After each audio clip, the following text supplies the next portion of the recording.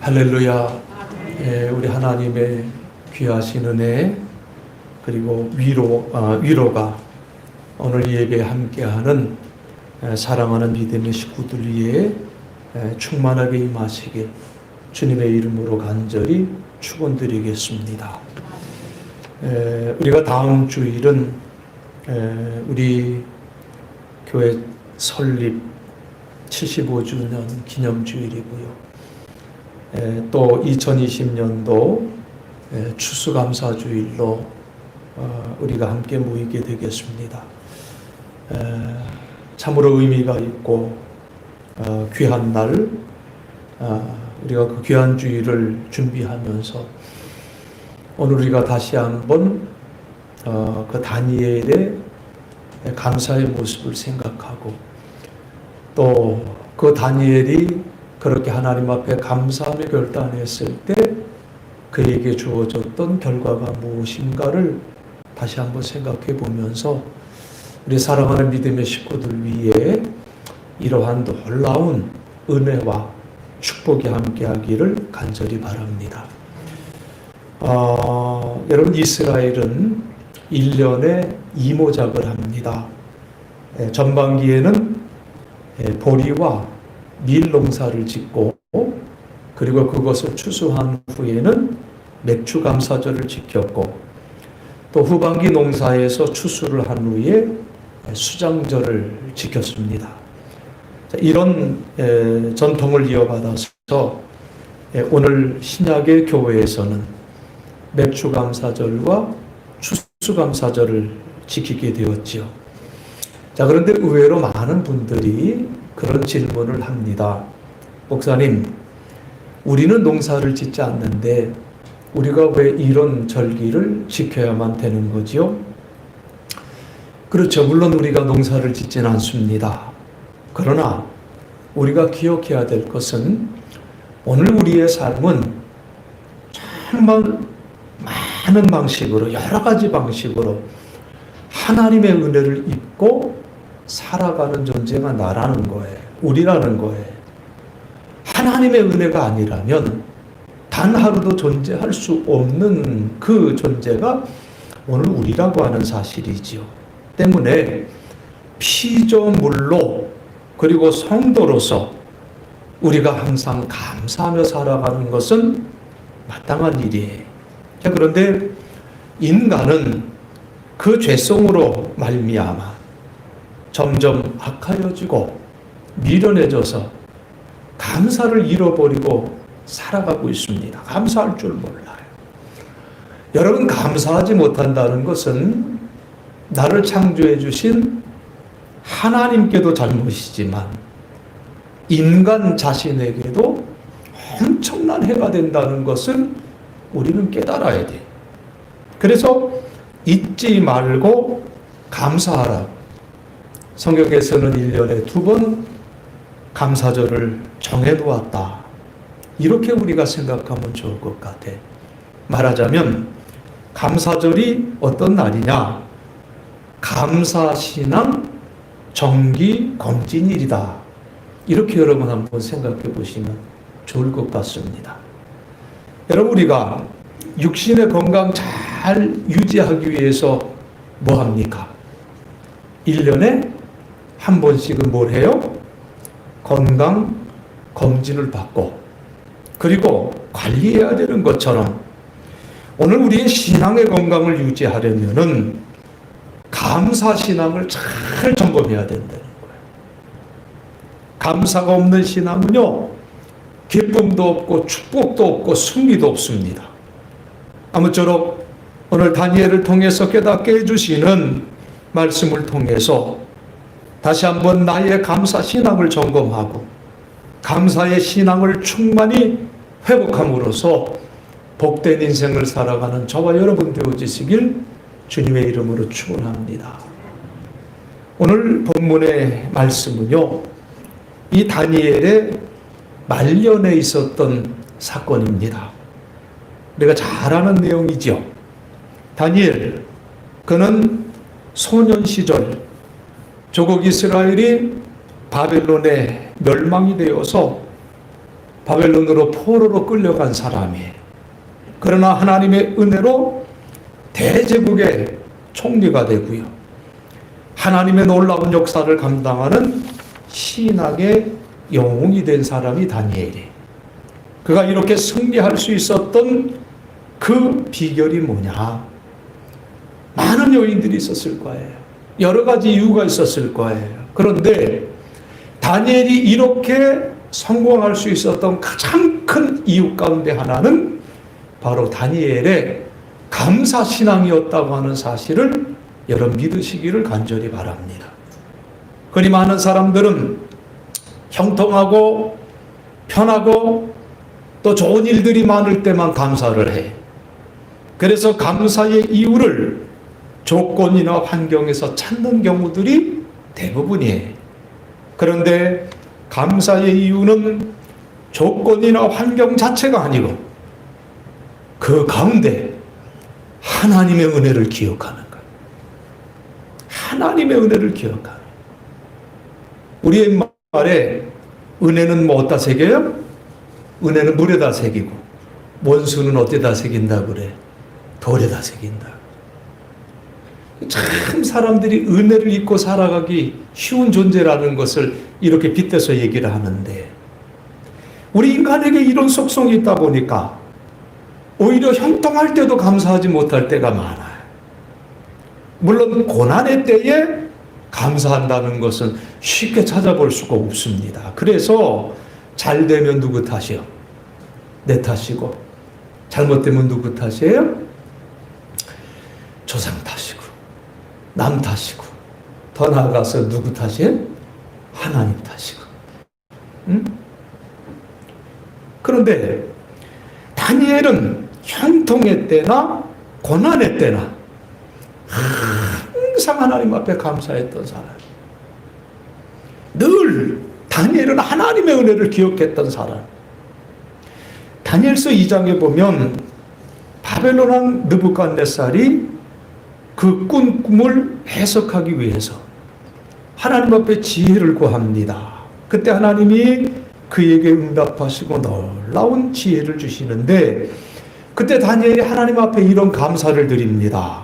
다니엘서 2장 23절에 보면 나의 조상들의 하나님이여 주께서 이제 내게 지혜와 능력을 주시고 우리가 주께 구한 것을 내게 알게 하였사오니 내가 주께 감사하고 주를 찬양하나이다 라고 이렇게 고백하는 다니엘의 모습이 나와요. 형통할 때 하나님의 은혜를 기억하고 감사해서. 그런데 오늘 이 6장 이 본문의 상황은 어떤 상황이냐? 이건 형통의 상황이 아니라 극한 고난의 상황, 죽음 앞에 닥쳐 있는 그러한 상황, 절체절명의 순간이었습니다. 그 내용이 구체적으로 다니엘서 6장 1절로부터 기록이 되어져 있어요. 자, 이 당시는 어떤 때냐면 바벨론이 패망하고 메데 바사 제국의 시대가 된 그러한 때였었습니다. 그러니까 정권보다도 하나의 나라가 바뀌어버린 그 시대예요. 그런데 다니엘이 워낙 모든 면에서 탁월하니까 바벨론뿐만 아니라 바사 제국으로 바뀌었음에도 불구하고 총리직을 계속 감당을 해요. 그 당시에 총리는 3명이었는데 그 다리오 왕이 그 3명 중에 수석 총리로 다니엘을 삼으려고 했다는 거예요. 자, 이게 기분이 나쁜 거예요. 다른 2명의 총리와 고관들이 다니엘을 어떻게 하면 무너뜨릴까? 정말 별짓을 다 하는데 이잡듯이 뒤지고 뒷조사를 했는데 호사에 그러던 중에 허물 아닌 허물을 찾아냈는데 하나님께 하루 3번씩 기도하는 그 신앙, 다니엘의 신앙을 그들이 보게 된 거죠. 이를 간파한 그들이 왕을 충동하여 특별 법령을 만들었어요. 그것은 앞으로 30일 동안 왕 외에 다른 신이나 사람에게 기도하는 것을 금지하는 법, 요즘 말로 하면 일제 단속 기간을 만든 거예요. 그리고 만일 이곳을 어기고 걸리게 되면 사자굴에 집어넣게 되어지는 정말 끔찍한 처형을 당하게 되는 무서운 법을 만들었습니다. 한마디로 다니엘을 죽이려고 흉계를 꾸몄어요. 그런데 이것을 생각하지 못한 왕은 자기를 높여주는 것인 줄만 알고 얼른 도장을 찍습니다. 그런데 문제는 당시의 법으로는 왕이 한 번 도장을 찍으면 그 법령은 절대로 바꿀 수 없다는 사실이죠. 자, 이때의 반응이 오늘 10절에 기록되어져 있습니다. 뭐라고 그랬습니까? 다니엘이 이 조서에 왕의 도장이 찍힌 것을 알고도 자기 집에 돌아가서는 윗방에 올라가 예루살렘으로 향한 창문을 열고 전에 하던 대로 하루 3번씩 무릎을 꿇고 기도하며 그의 하나님께 뭐를 했어요? 뭐를 했습니까? 감사하였더라. 이렇게 말씀을 했어요. 전혀 요동하지 않았어요. 평소대로 창문을 열고 정확히 하루에 3번 하나님 앞에 기도해. 여러분, 인간적으로 생각해 보면 어때요? 며칠만 참으면 돼. 30일만 참으면 되잖아요. 아니면 창문 꼭꼭 걸어 잠그고 아무도 못 보게 해놓고 기도하든지, 아니면 더 확실하게 이불을 좀 뒤집어 쓰고 하나님 앞에 기도를 하든지. 그런데 다니엘은 당당하게 기도했다는 거예요. 죽음을 각오한 신앙의 결단을 말씀해 주고 있어요. 그런데 여기서 정말 놀라운 사실은 뭐냐? 그가 하나님 앞에 그 상황에서 감사했다고 하는 사실. 여러분 한번 생각해 보세요. 그런 상황에서 어떻게 감사할 수가 있었을까요? 무엇에 여러분 다니엘이 감사할 수 있었을까요? 다니엘도 사람인데 죽음이 두렵지 않겠습니까? 뭐 어떤 분은 이제 이 그 말씀을 갖고서 디스커션을 하는데 우스갯소리로 그런 얘기도 해요. 아마 다니엘이 뭐 죽을 날이 가까웠으니까 죽음이 안 무서웠을 거야. 안 무서웠을 거야. 그렇게 이제 얘기하는 분도 있었어요. 물론 다니엘이 고령입니다. 그가 이스라엘 그 나라가 바벨론 침략을 받고 1차 포로 때, 그러니까 주전 605년에 다니엘이 바벨론 포로로 끌려온 사람이에요. 그리고 입된 것이 주전 537년 직전까지 과도정부로 메대 바사 제국이 있었는데 본문의 상황이 바로 그때입니다. 그러니까 그가 10대 소년 시절 포로로 끌려온 지 66년에서 67년이 흘렀으니까 대략 계산해 봐도 80 중반 전후 뭐 그 이상 되지 않았을까, 이렇게 짐작이 되는 나이예요. 자, 그러면 이제 살 만큼 살았으니까 여한이 없다. 그래서 하루에 3번씩 굳건하게 기도했다 라고 생각할 수도 있겠지만 그렇지 않다는 거예요. 그렇지 않다는 거예요. 여러분, 소위 4대 거짓말이라는 게 있잖아요. 3대 거짓말이라기도 하고 4대 거짓말이라고도 하는데, 이 4대 거짓말 중에 첫째가 뭐예요? 너 저녁아 나는 절대로 시집 안 가.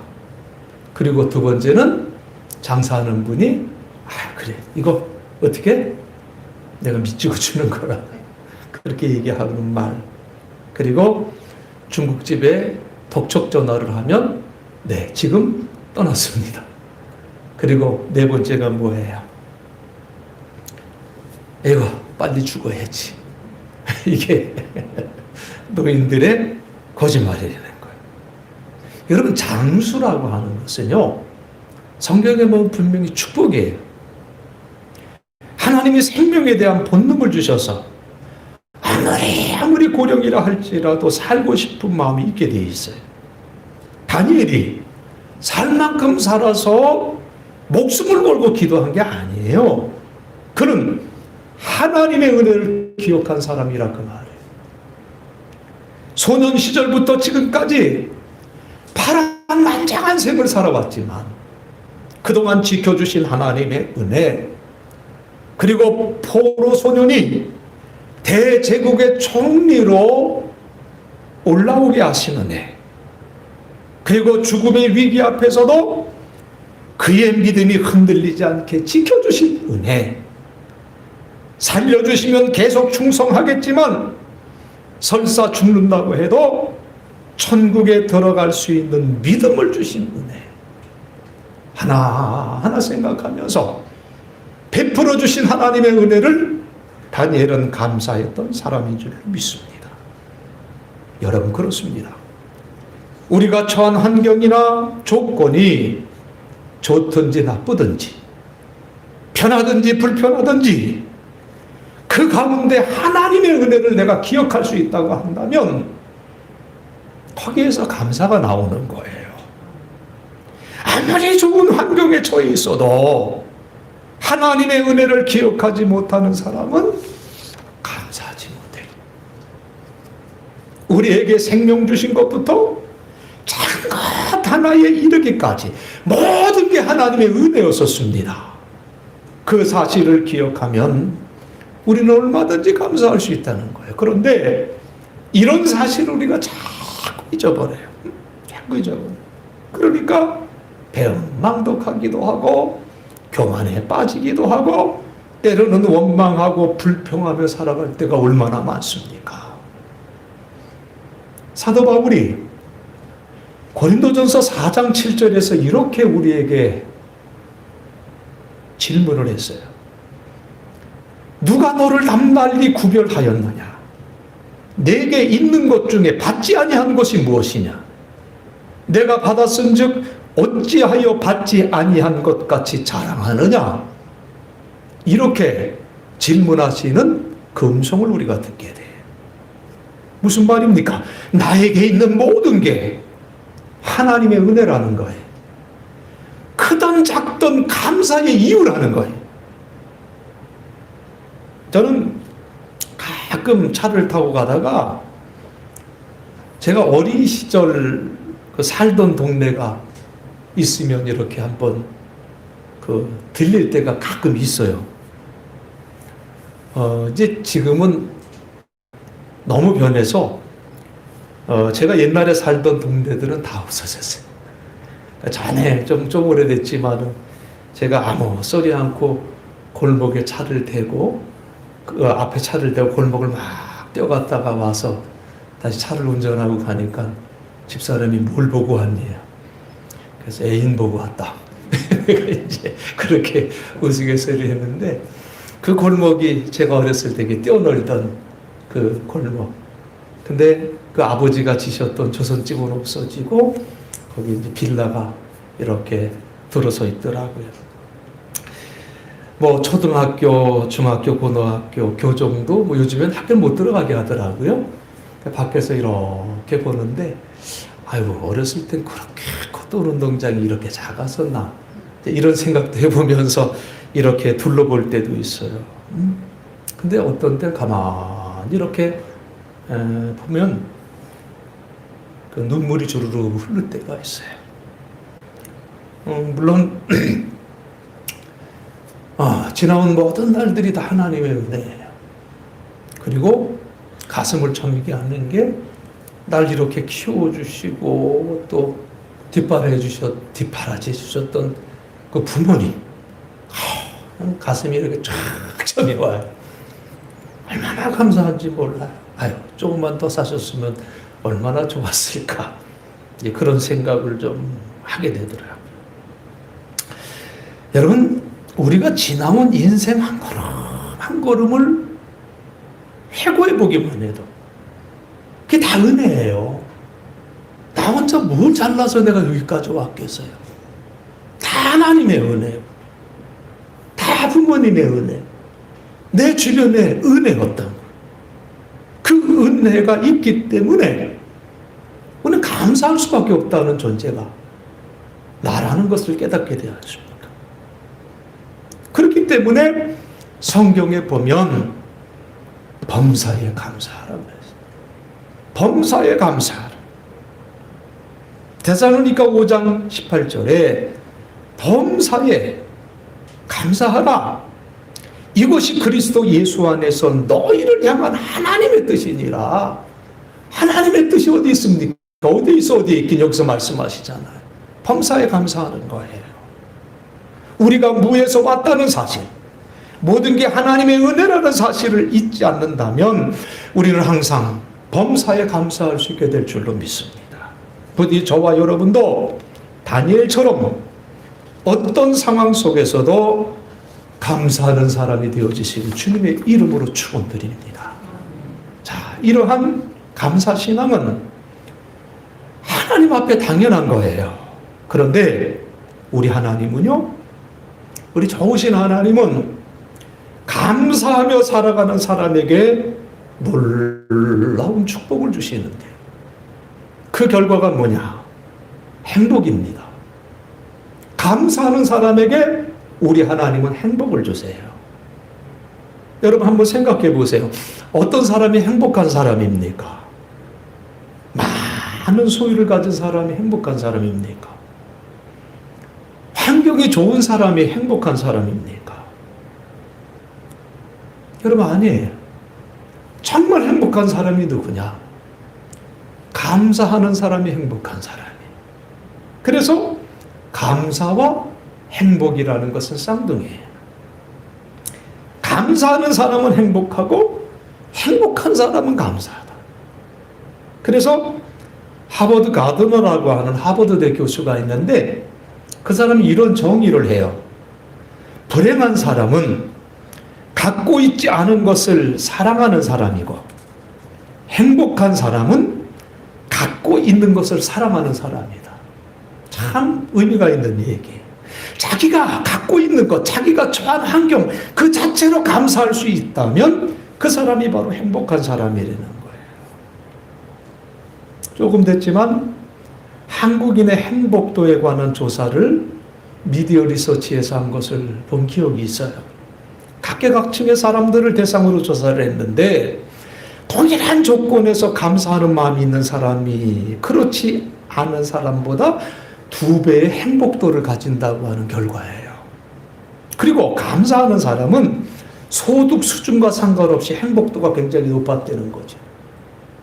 그러니까 행복에도 가장 큰 영향을 끼치는 요소는 인간의 조건이 아니라 감사하는 마음이라고 하는 사실이죠. 비유컨대 감사는 행복을 느끼게 하는 입맛이요. 아멘. 행복을 느끼게 하는 입맛이 감사해요. 우리 앞에 진수성찬이 있다고 해도 입맛이 있어야 그게 행복하고 축복이 아니겠습니까? 차라리 찬밥 한 덩이에 김치만 있어도 입맛 있는 게 훨씬 더 행복한 것 아니겠습니까? 사도 바울의 예를 생각해 보세요. 그가 옥중에서 쓴 빌립보서, 그 빌립보서의 별명이 뭡니까? 기쁨의 서신이에요. 어디서 썼는데요? 옥중에서 썼는데.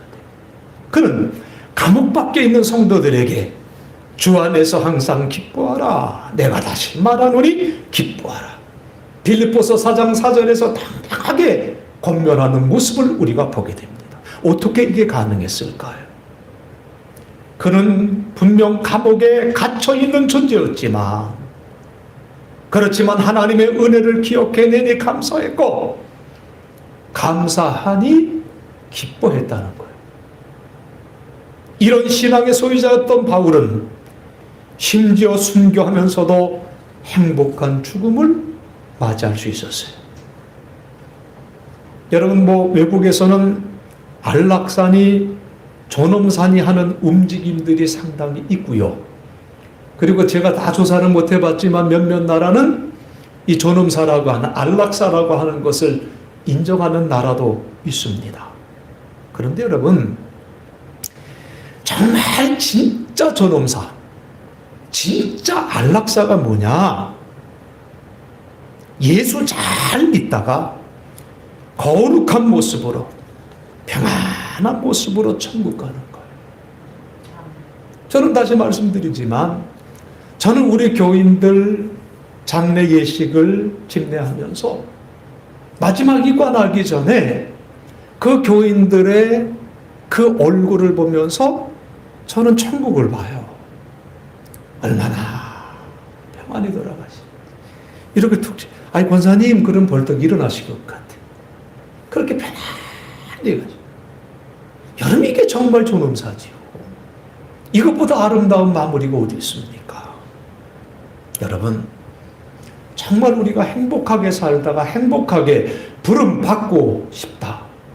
그러면 우리는 감사의 신앙을 회복해야 될 줄로 믿습니다. 여러분 또 한 가지 감사 신앙을 가진 사람에게 하나님이 주시는 특별한 선물이 있는데 행복뿐만 아니라 기쁨뿐만 아니라 감사하는 사람들에게는 우리 하나님께서 예상 못한 놀라운 기적도 허락해 주신다는 것을 믿으시기 바랍니다. 말하자면 감사와 행복이라는 것은 쌍둥이에요. 같이 가는 거예요. 그런데 거기에 보너스로 뭐를 주세요? 기적도 허락해 주시는 하나님이에요. 기적으로 응답하실 때가 있어요. 자, 다니엘이 죽음을 각오하고 하나님 앞에 감사의 기도를 드립니다. 그러자 어떤 일이 벌어졌습니까? 일이 꼬였어요. 예상했던 대로. 다니엘의 일거수일투족을 감시하던 자들이 궤제를 부르며 왕에게 몰려가서 고소를 했어요. 왕은 그제서야 이것이 이들의 흉계였었구나 깨닫고 후회했지만은 결국 돌이킬 수가 없게 되었지요. 그래서 16절 이에 왕이 명령하매 다니엘을 끌어다가 사자굴에 던져 넣는지라. 자, 그리고 그 이후의 말씀을 보니까 다니엘을 사자굴에 던져 넣은 후에 이 왕이 너무 괴로워서 식음을 전폐하고 잠도 자지를 못했다고 그랬어요. 그리고 이튿날 새벽에 다니엘이 어떻게 됐나 달려갔어요. 그런데 놀랍게도 사자굴에서 그의 음성이 들립니다. 22절에 뭐라고 그랬습니까? 나의 하나님이 이미 그의 천사들을 보내어 사자들의 입을 봉하셨으므로 사자들이 나를 상해하지 못하여 싸우니 이는 나의 무죄함이 그 앞에 명백함이오며 또 왕이여 나는 왕에게도 해를 끼치지 아니하였나이다. 하나님이 천사를 보내서 털끝 하나 상하지 않도록 보호해 주셨다. 사자굴이 무슨 굴이 된 거예요? 천사굴이 된 거예요. 할렐루야. 사자굴이 천사굴이 되는 놀라운 역사가 일어났어요. 이 장면을 화폭에 담은 화가가 있는데 벨기에의 화가 루벤스라고 하는 사람이 이 그림을 그렸습니다. 아주 굉장히 좀 이게 잘 안 보이는군요. 재미있게 그 화폭에 담았는데 지금 사자들을 보면은 그 주변에 이제 그 한가운데 먹잇감이 있어요. 그런데 그 먹지 못하도록 하는 힘에 압도당했는지 사자의 모습은 굉장히 골이 나 있는 상태, 굉장히 골이 나 있는 표정이고 다니엘은 하늘을 우러러 보며 기도하는 모습이에요. 잘 보이지 않는데 그 루벤스의 사자굴의 다니엘 이렇게 치시면 아마 검색할 수 있을 것 같아요. 자, 다니엘의 말을 들은 다리오 왕이 너무 기뻤고 그리고 오히려 이제 이 흉계를 꾸민 자들을 당장 사자굴에 넣어 처형하도록 명을 내렸습니다. 24절 말씀이지요. 왕이 말하여 다니엘을 참수하던 사람들을 끌어오게 하고 그들을 그들의 처자들과 함께 사자굴에 던져 넣게 하였더니 그들이 굴 바닥에 닿기도 전에 사자들이 곧 그들을 움켜서 그 뼈까지 부숴뜨렸더라. 다니엘이 있을 때는 꼼짝하지 못해서 화만 나 있던 사자들이 다니엘을 죽이려 했던 그들이 굴 바닥에 닿기도 전에 뼈까지 부수며 잡아먹었다고 그랬어요. 여러분 놀라운 기적 아니겠습니까? 그 왕이 전국에 조서를 내려 모든 백성 앞에 하나님을 찬양했어요. 그리고 다니엘은 어떻게 됐나요? 다니엘서 6장 28절, 이 다니엘이 다리오 왕의 시대와 바사 사람 고레스 왕의 시대에 형통하였더라. 계속 장수하면서 바사 제국의 총리까지 지내게 됐어요. 여러분, 우리가 성경을 가만히 보면은요, 감사할 때 하나님께서 기적을 베푸신 역사가 얼마나 많이 있는지 몰라요. 요나서를 보면 요나가 하나님 배반하고 도망치다가 풍랑을 맞아 바닷속에 빠져요. 그리고 물고기 뱃속에서 회개하고 감사하게 되었을 때에 요나를 육지에 토하게 하시는 그 역사를 요나서 2장 9절로 10절에서 보게 돼요. 그 요나의 감사가, 그가 회개하고 감사한 그 요나의 감사가 그를 물고기 뱃속에서 나오게 하는 기적을 만든 것을 보게 돼요. 신약 성경에도 보면 여러 예들이 있는데 대표적으로 예수님이 떡 5개와 물고기 2마리로 5,000명 이상 먹인 오병이어의 기적, 마태복음 4장 19절에 보면 예수님이 축사, 그러니까 He gave a thanks라고 돼 있어요. 감사 기도를 했다는 거예요. 그리고 난 후에 떡과 물고기를 나누어 주자 수많은 사람들이 먹고도 남는 기적이 일어났던 것을 우리가 보게 되고요. 요한복음 11장에 보면 나사로가 죽어서 무덤 속에 있는데 살려주신 사건이 기록이 되어 있지요. 그때도 마찬가지예요. 감사할 때 기적이 일어났던 것을 우리가 보게 됩니다. 돌을 옮겨 놓으신 예수께서 눈을 들어 우러러보시고 이르시되 아버지여 내 말을 들으신 것을 감사하나이다. 감사할 때 기적이 일어났습니다.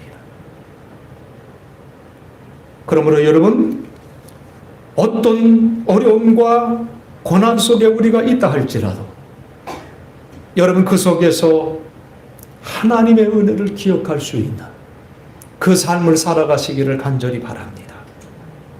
우리가 하나님의 은혜를 기억할 때 그 자체로 행복해지게 되고 더 나아가서 하나님이 베푸시는 뜻밖의 기적도 우리가 맛보게 될 줄로 믿습니다.